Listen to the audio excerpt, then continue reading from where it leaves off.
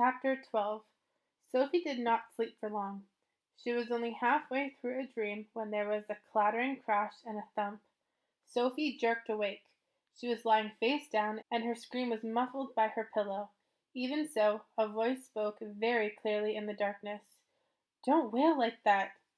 You'll wake the whole hotel."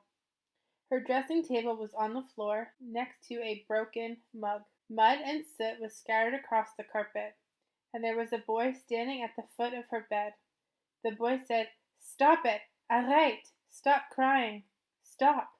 Sophie!" Sophie had not been crying, in her own opinion.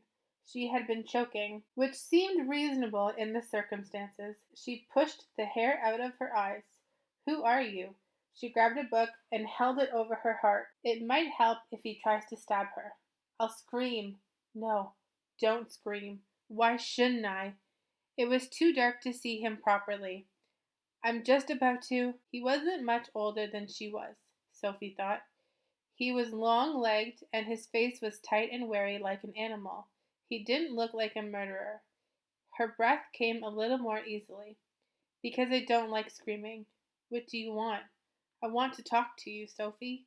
"How do you know my name? And what are you doing here?" "I heard the man saying it in the street.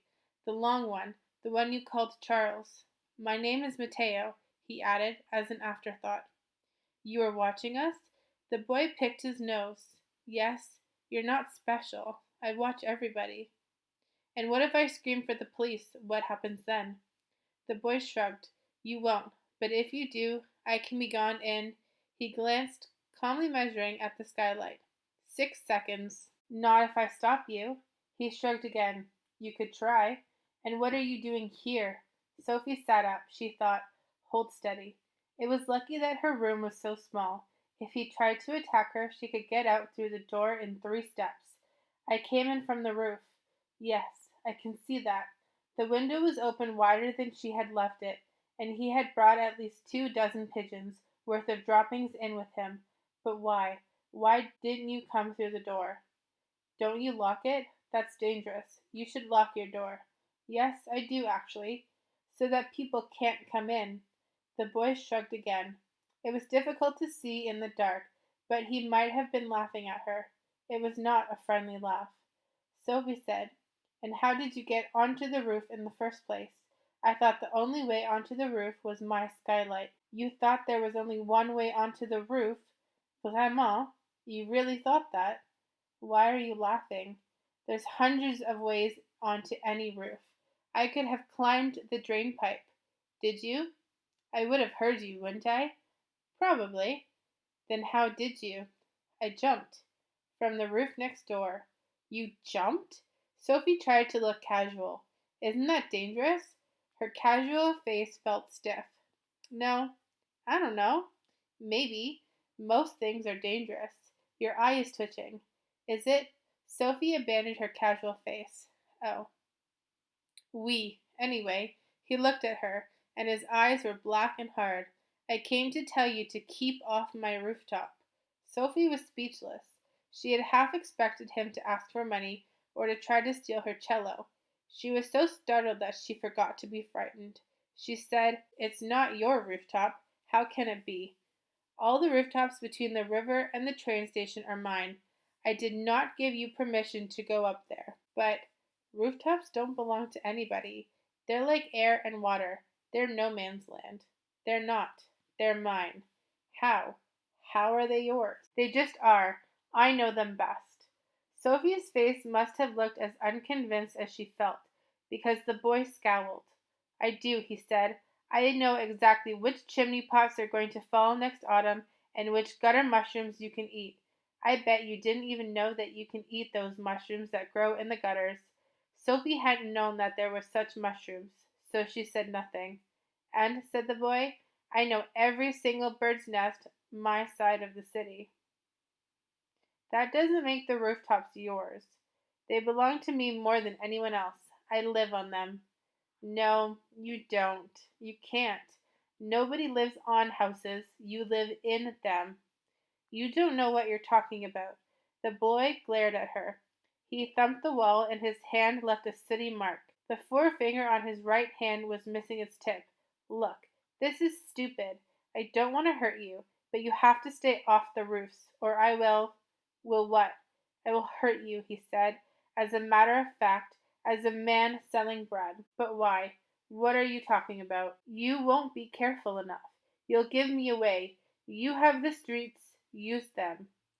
Outside, the clouds moved away from the moonlight, and the room filled briefly with night glow. The boy's face was darkly tanned, or dirt perhaps, she thought, and seemed to be made up of sharp angles and eyes. I can't stay off the roof, said Sophie. I need them. Why? Said Sophie. It's too hard to explain. They feel safe. Sophie blushed as she said it. The boy snorted. I mean, they feel important. The boy said, So? Et alors? I feel like I've been here before, she said. I think they might be a clue. She expected that he would relent. It was what you did. You gave in. Giving in was good manners. But the boy only stared at her, unsmiling. No. Rooftops are not a clue. They're mine. You'd give me away. You'd be slow. If you're slow, people see you. I'm not slow. He looked at her hands, her feet. You'd bleed too easily. You look soft. I am not soft. Look. No. Don't go. Look. Sophie held out her left hand, palm up. The fingertips were calloused from her cello strings. Do they look soft to you? Yes, they do. Sophie could have screamed. The boy said, And you'd be noisy. How do you know? You don't know me. It seemed too much for this boy to break into her room in the moonlight and start insulting her volume control. All pavement people are noisy. You'd give me away. Or you'd fall, and people would come searching around and find us all. I mean, find me.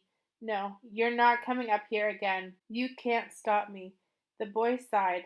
He spoke like someone holding onto his temper by a thread. Fine. Just stay on your own rooftop then. Don't go near the edge. Stay low. Don't stay out after sunrise, or people will see you. Don't make a noise, or I'll hear and I'll come and burn off all your hair while you're sleeping. But I can't, said Sophie. Really, I can't. I need to look around. I need to find out more. Couldn't she hesitated. Could I come with you? The look he gave her was cold as ice. It burned. Fine, if you can catch me. The boy hadn't been lying when he said he could be gone in 6 seconds. He gripped hold of the window frame and had twisted himself up and out before Sophie had counted to 5. He seemed made of springs and leather. Sophie followed, with only a little scrambling, a little blood. Her legs were long and she was quick, but the boy, as she clambered onto the slate, was already 4 rooftops down the road. His run was lilting and peculiar. At least she thought it was him. She could see only a black shadow mixing with the shadows cast by the clouds scudding across the moon. Sophie set after him. The night had turned damp, and the slate was slippery in unexpected places. Sophie didn't dare follow fast. She jogged as quickly as she dared, across her own rooftop and across the next. Rooftop running was not like other running.